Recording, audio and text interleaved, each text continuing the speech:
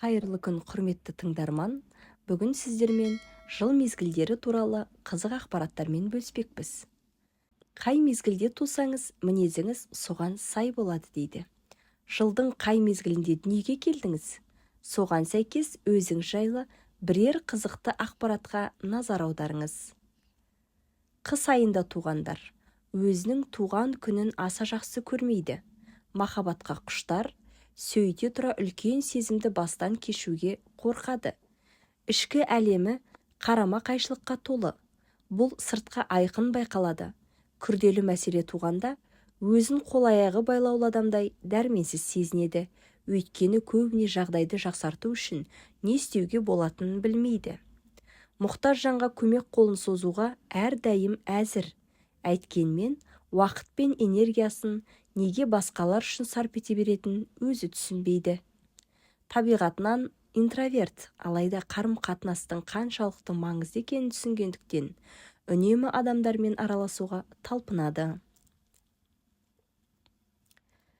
Көктемде өмірге келгендер. Есте сақтау қабілеті жақсы. Әр жағдайдың қашан және қалай болғанын жатқа айтып отырады. Көп жағдайда өзін бір орында тұрғандай, не тұйықталған жолда айналып жүргендей сезінеді. Еркін шығармашылықпен байланысты іспен айналысады.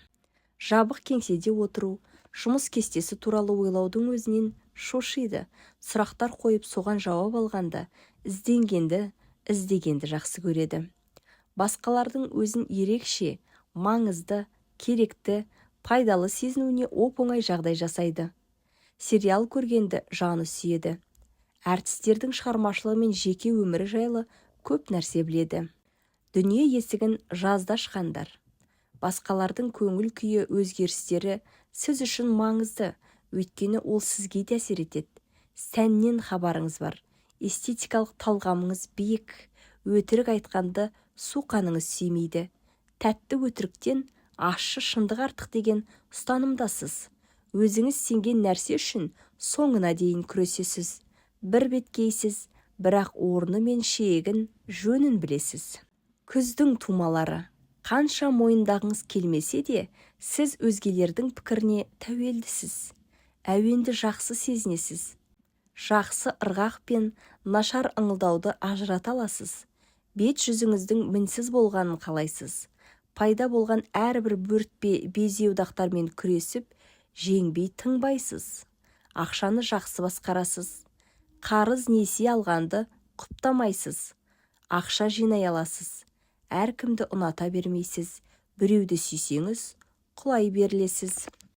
Құрметті тыңдарман, бүгінгі сіздерге ұсынған қызықты ақпараттарымыз ұнаған болса, қазақша контентті қолдап, арнамызға тіркеліп, комментарий жазып, лайк баса кетіңіздер.